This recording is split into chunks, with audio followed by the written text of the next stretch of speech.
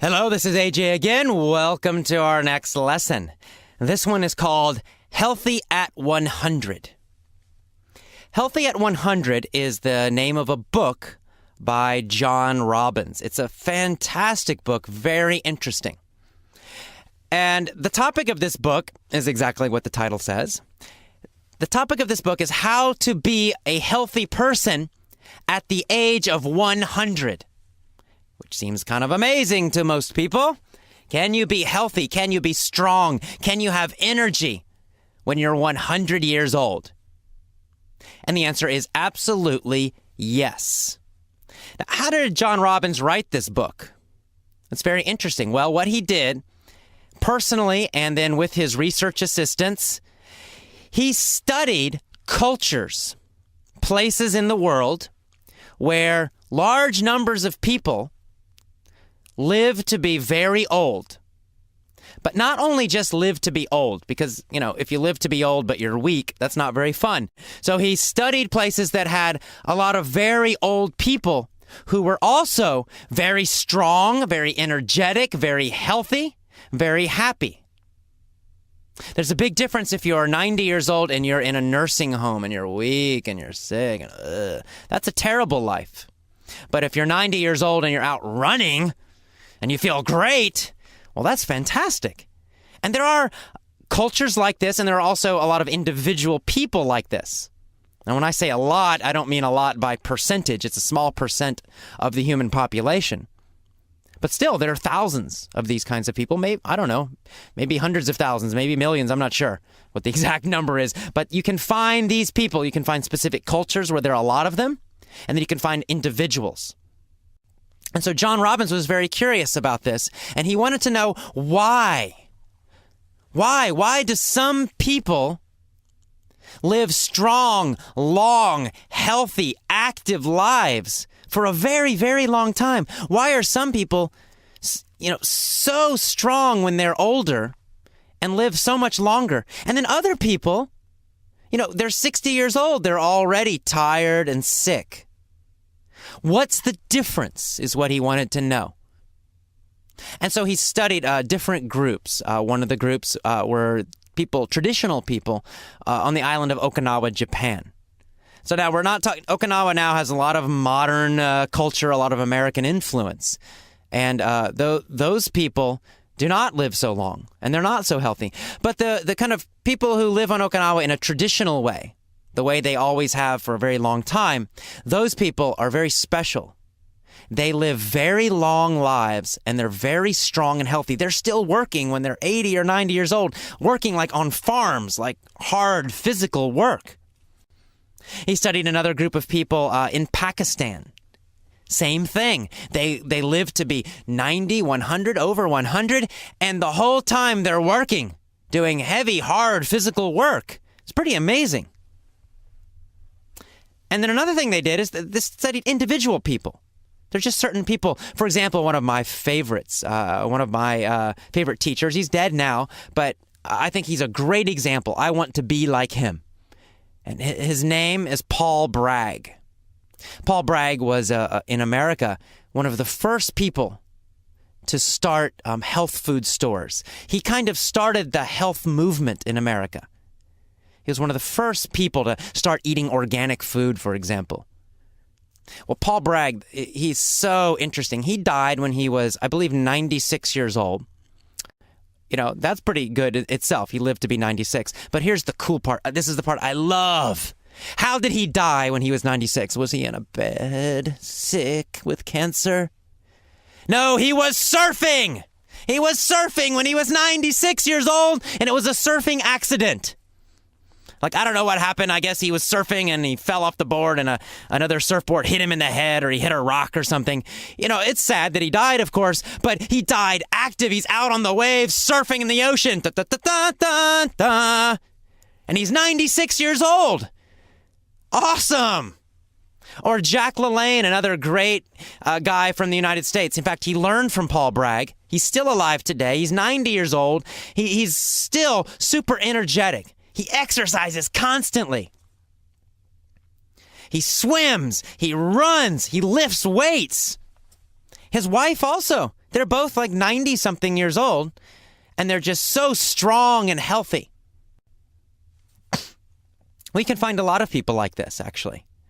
And what's really interesting when you compare Paul Bragg, Jack LaLanne, these different peoples in Okinawa, in Pakistan, other parts of the world, they have similar things. They're all doing similar things. There's a reason it's not a roll of the dice. Remember that phrase? It's not a roll of the dice. It's not luck. And it's not because of their family members. Because Paul Bragg's father and mother didn't live really long and really strong. It's something they are doing. So that's what this book is about, Healthy at 100. And one of the things they study in the book is cancer. Why do some people get cancer at a high rate and other people very, very low rate of cancer? And let me read a little section from the book now, and it's about cancer. And it discusses the reason, or one of the biggest reasons. And it's titled Cancer and Animal Foods. Here we go.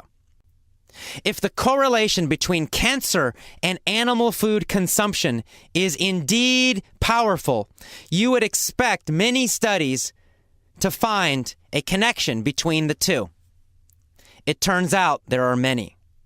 For example, a study of 122,000 female American nurses found that those women who ate meat daily were 2.5 times more likely to get colon cancer than those women who ate meat less than once a month.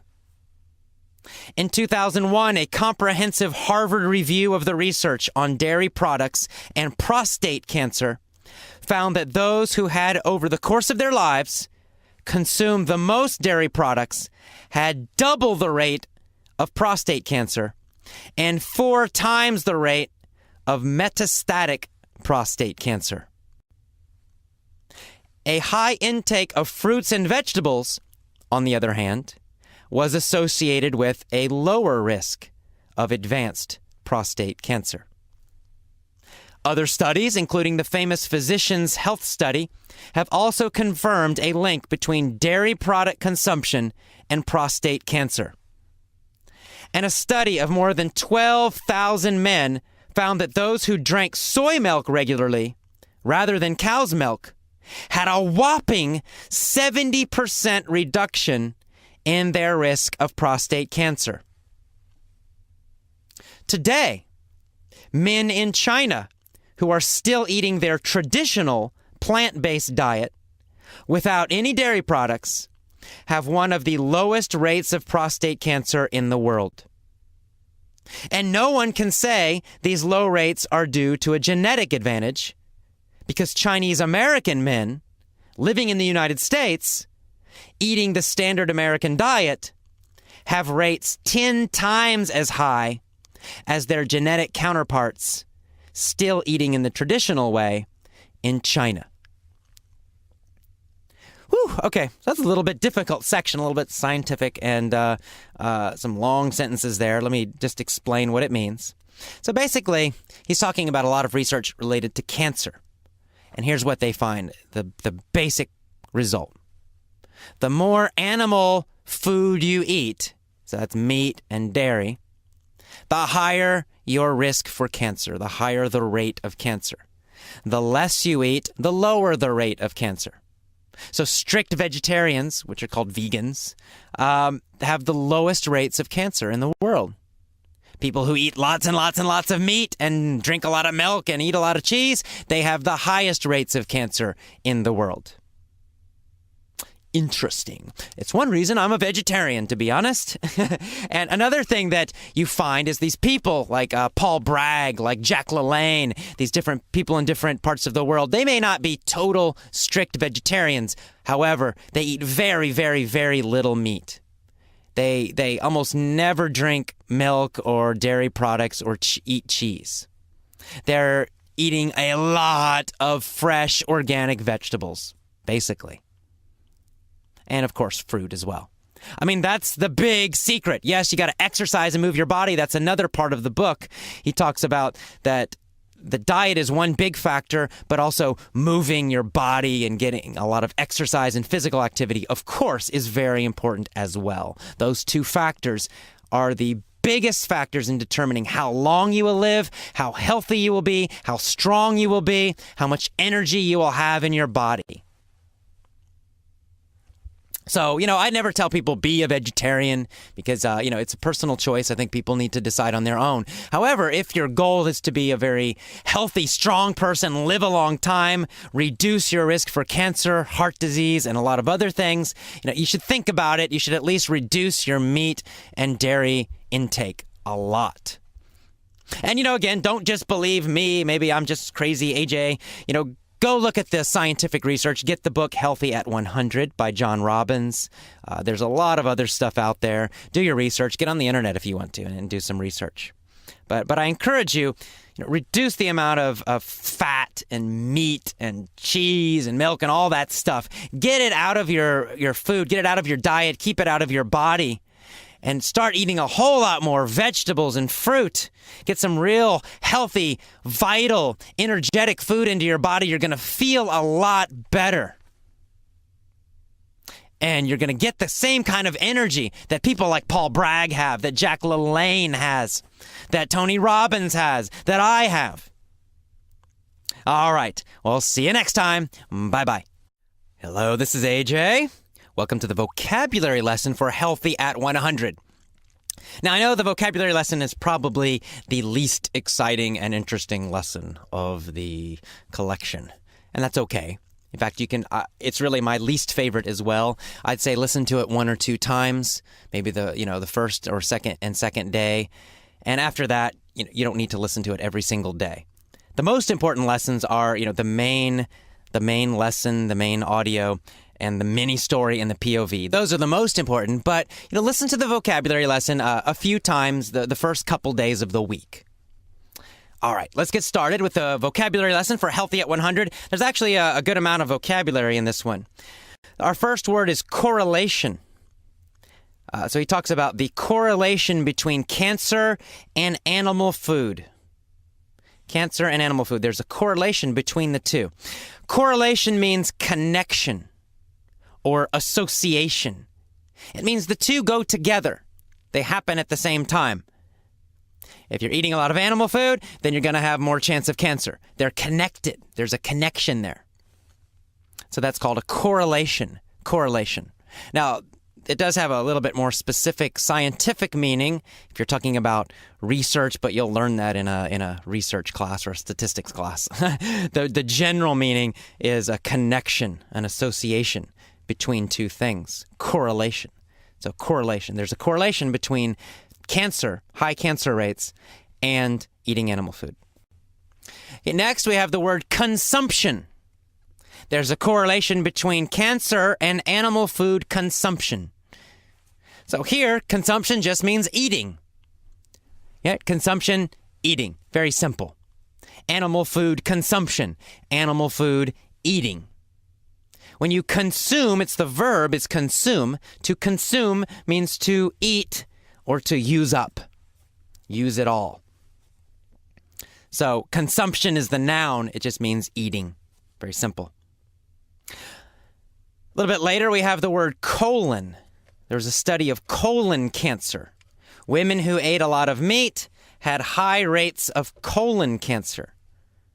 So colon is part of your body. It's your gut.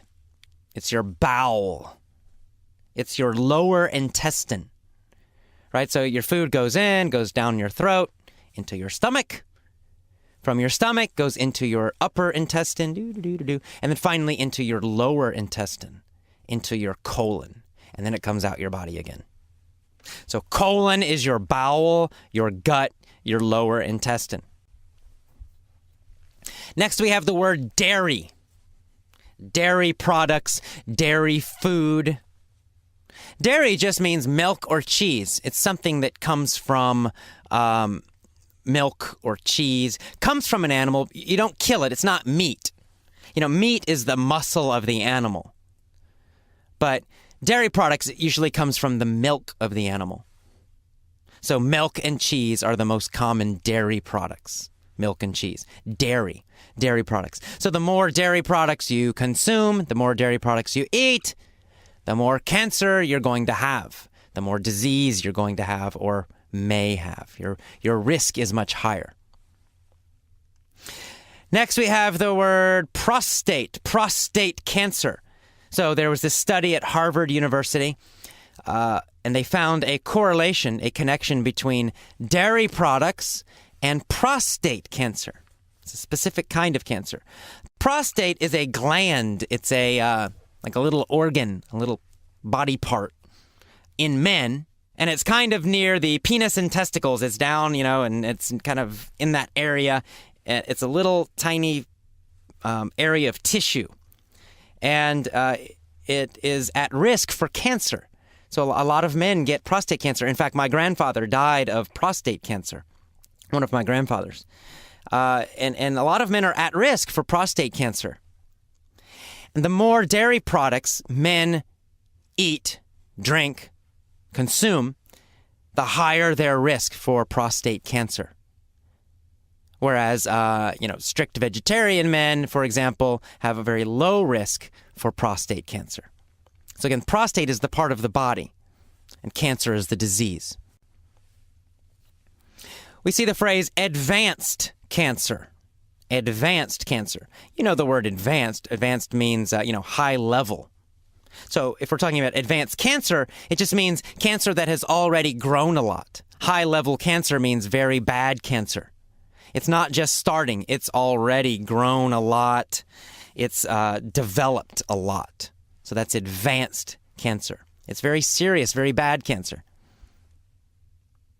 There's another phrase. It's not common at all, but it's in the article, so we'll talk about it. Metastatic cancer.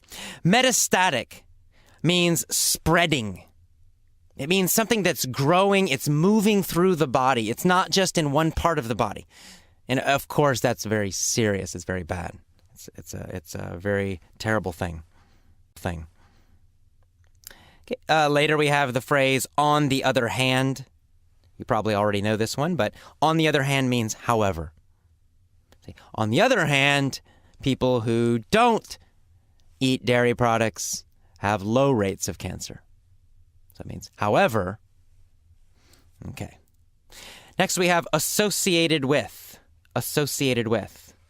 So high rates of meat consumption are associated with cancer. And that's the same as correlation. It just means connected. Connected to. So associated with means connected to. Connected to, associated with. It means they go together. They happen together. Next, we have the word whopping. Okay, so they studied men, and men who drank soy milk instead of cow's milk had a whopping 70% reduction in their risk of prostate cancer. Whopping means very big, huge. So it's a huge reduction. It's not small. It's not a small reduction. It's a huge reduction. Of course, reduction means something, make smaller, get smaller. So much less, much less, whopping, big change.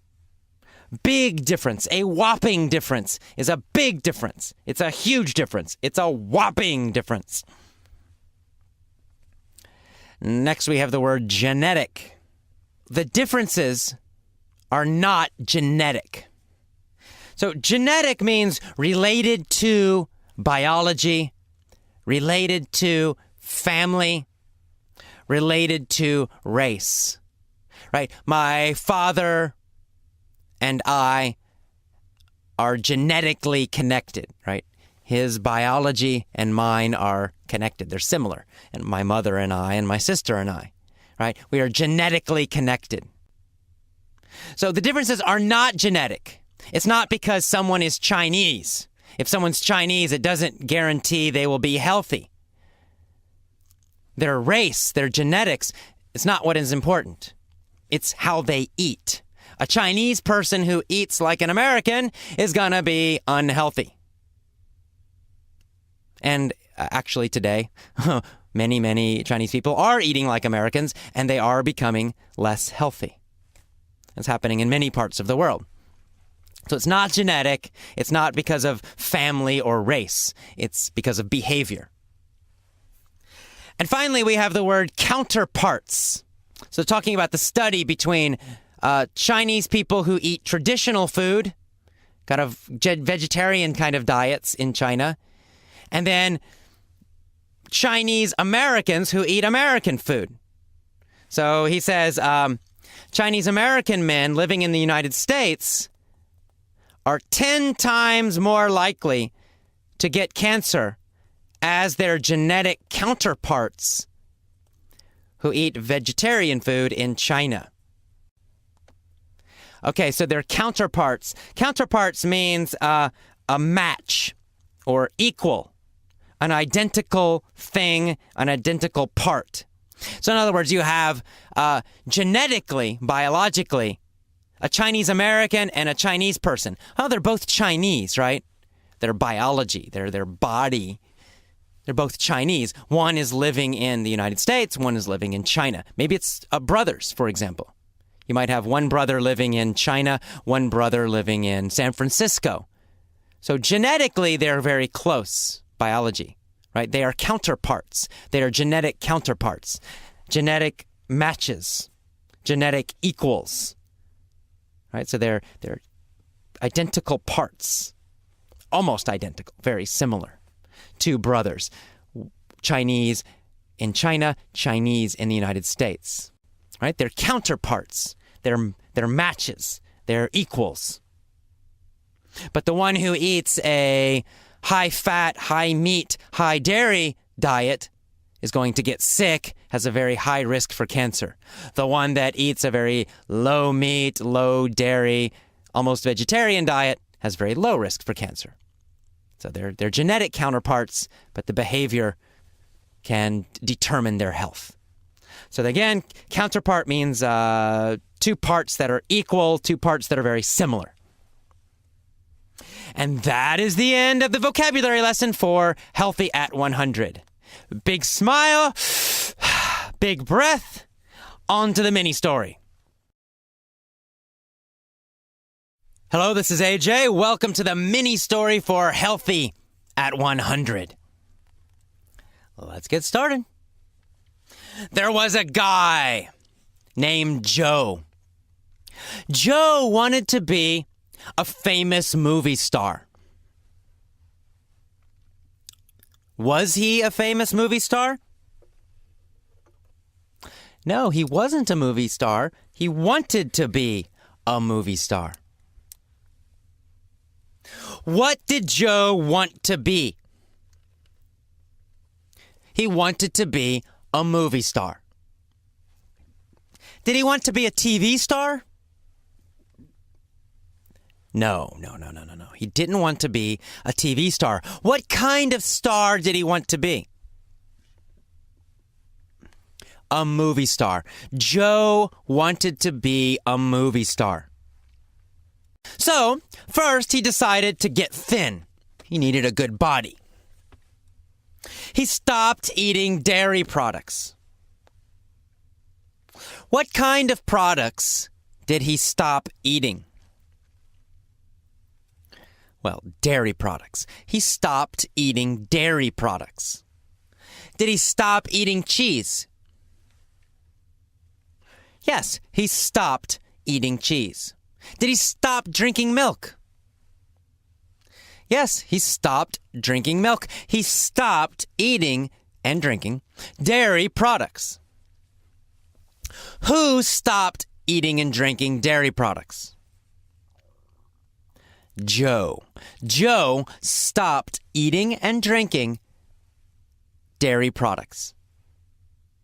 What kind of products? Dairy products. He stopped eating and drinking dairy products. Next, he decided no more consumption of sugar and fat. He said, I won't consume sugar or fat anymore. What did he stop? He stopped all consumption of sugar and fat. Did he eat sugar and fat anymore? No, he stopped all consumption of sugar and fat. Who stopped all consumption of sugar and fat? Well, of course, Joe. Joe stopped all consumption of sugar and fat. He stopped all consumption of what? All sugar and all fat. He stopped all consumption of all sugar and all fat. Why? Because he wanted to be a movie star. He wanted to have a thin body first. Movie stars are usually thin. So he stopped eating dairy products. He stopped consuming fat and sugar. Next, he studied famous movie stars. He studied them very carefully. What did they look like? What did they do? And he saw a correlation between being a movie star and having big teeth. Did he find a connection between big teeth and movie stars? Oh, yes, he did. He found a connection. He found most movie stars have very big teeth.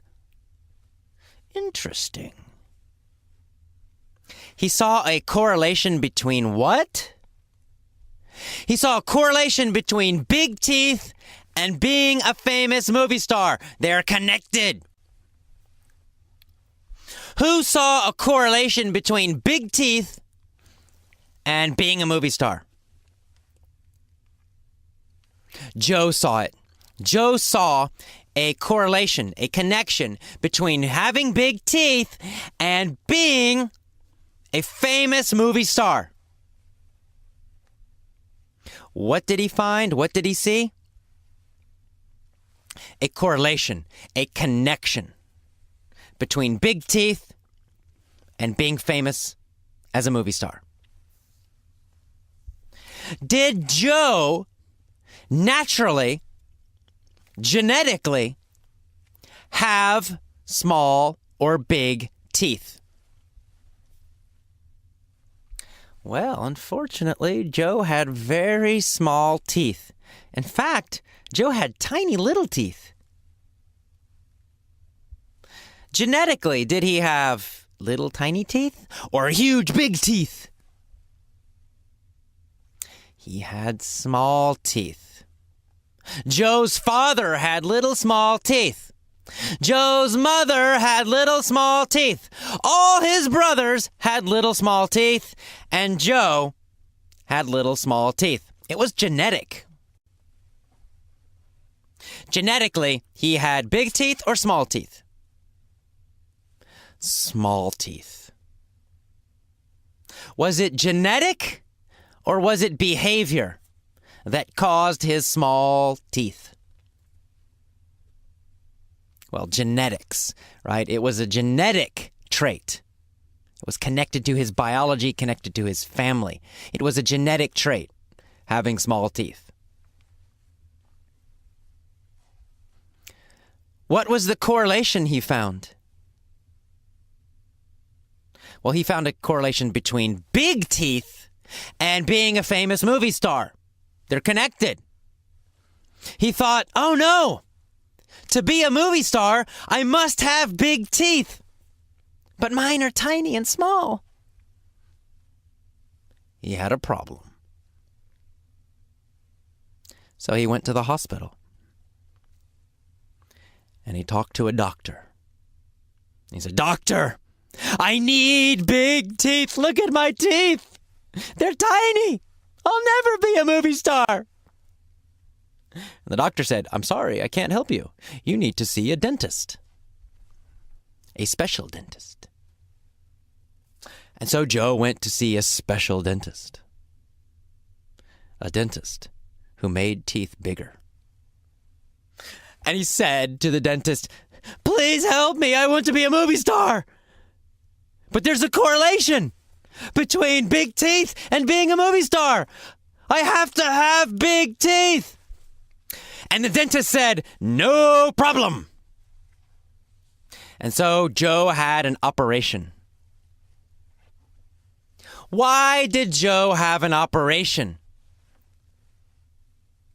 he had an operation to get big teeth. Why did he want big teeth?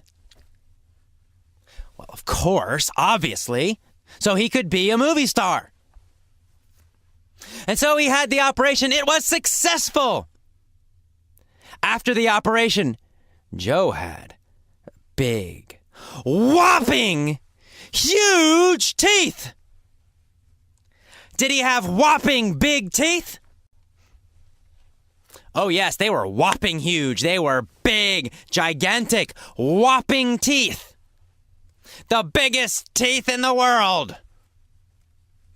Who had whopping big teeth? Joe. Joe had whopping teeth. What kind of teeth did he have? Whopping, big, huge, gigantic teeth. What happened next?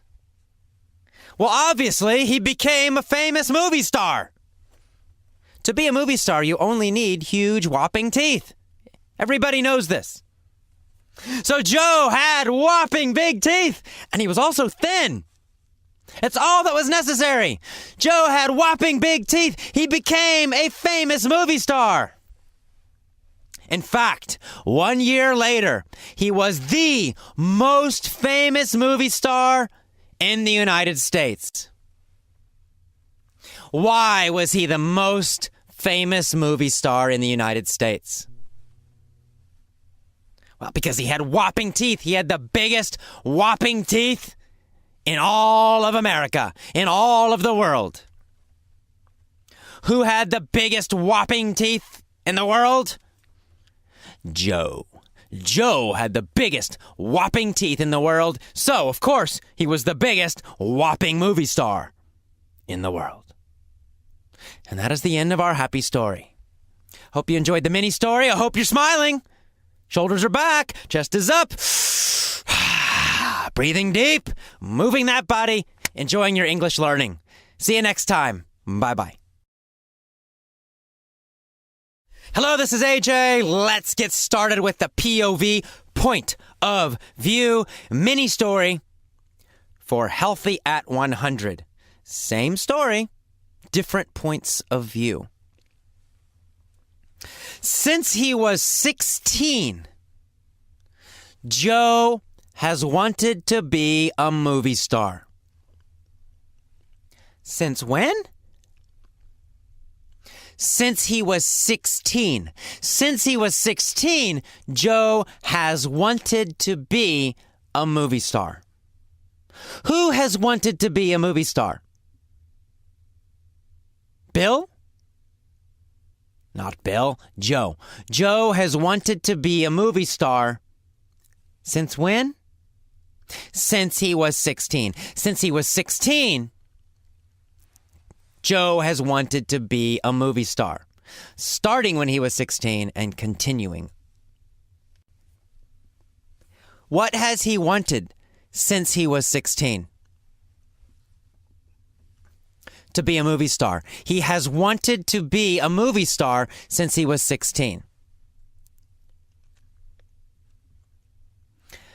Has he wanted to be a music rock star since he was 16? No, he hasn't wanted to be a rock star. He has wanted to be a movie star. What kind of star has he wanted to be? He has wanted to be a movie star. Has he wanted to be a movie star a little? Or a lot? Well, he's wanted to be a movie star a lot. Really wanted to be a movie star. He has wanted to be a movie star so much, a lot, since he was 16 years old. And now he's 38. So he's wanted to be a movie star from 16 until age 38. During that whole time, every moment during that time, he has wanted to be a movie star. Well, finally, one day, he just decided, I'm going to do it. I will be a movie star. He decided to get thin. So he stopped eating dairy products. And he said, no more consumption of sugar and fat. Then he studied other stars. He studied them very carefully. And he saw a correlation, a connection between big teeth and being a famous movie star. Now, unfortunately, he has always had tiny teeth. I mean, since he was born. He has had tiny teeth since he was born. Has Joe always had tiny little teeth? Yeah, Joe has always had tiny little teeth. Since when? Well, since he was born, since he was a tiny baby. Starting when he was a tiny baby until age 38. He has always had little tiny teeth. But he decided to change that also. He got an operation from a dentist. And the dentist gave him huge, whopping teeth. What did the dentist give him? The dentist gave him huge, whopping teeth. And so, 1 year later, Joe became the biggest, most famous movie star in the world. All right, that's the end of our first point of view story. You'll notice that one changed a couple times, right? I started with, has wanted to be, since he was 16, has wanted to be. And then we say, he decided. Boom, just happened. And then we went back again, and we said, since he was a baby, he has had tiny teeth, starting when he's a baby until now. Well, until 38. And then we changed back again. Got an operation. Gave him big teeth. Just notice the changes. That's all you need to do. You don't need to remember the name of the grammar terms or rules. Don't remember any of that. Doesn't matter. Notice the changes. Notice when they change, how they change. That's all you need to do. Don't analyze it. Don't think about it. Just notice it, hear it, listen to it. That's all you need to do. Relax. On to the next one. Into the future. Now, here's my idea for a story, and we're going to say for next year. So next year, there'll be a guy.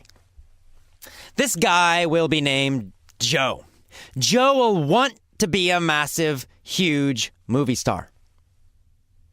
He'll want to be a big movie star. Well, first, he's going to decide to get thin. He'll stop eating dairy products. He'll stop consuming sugar and fat. He'll say, I'm not gonna consume sugar or fat anymore. Starting today into the future, I'm not gonna consume sugar or fat. So he'll do that. Next, he's gonna study famous movie stars. And he'll see a correlation between big teeth and being famous. He's going to realize that there's a correlation between having big teeth and being a famous movie star. Now, unfortunately, Joe's going to have tiny teeth. I mean, naturally genetically, his whole family is going to have tiny little teeth. And Joe will have tiny little teeth too. So he'll decide to get an operation. He'll go to a doctor first, then he'll go to a dentist, and this dentist will give him huge, whopping teeth. Big, big teeth. And this is going to be successful. It's going to be hugely successful. In fact, 1 year later, he's going to be the most famous, the biggest movie star in all of the United States and in all of the world. He'll be a huge, big star because of his huge, big teeth. And that is the end of our point of view stories. Hope you enjoyed them. Smile, breathe, move your body, big, big, big grin on your face. Come on. You just finished the Point of View story. Rock on! You're great. You're fantastic. You're an excellent English learner. Thank you for being my student. I will see you next time. Bye-bye.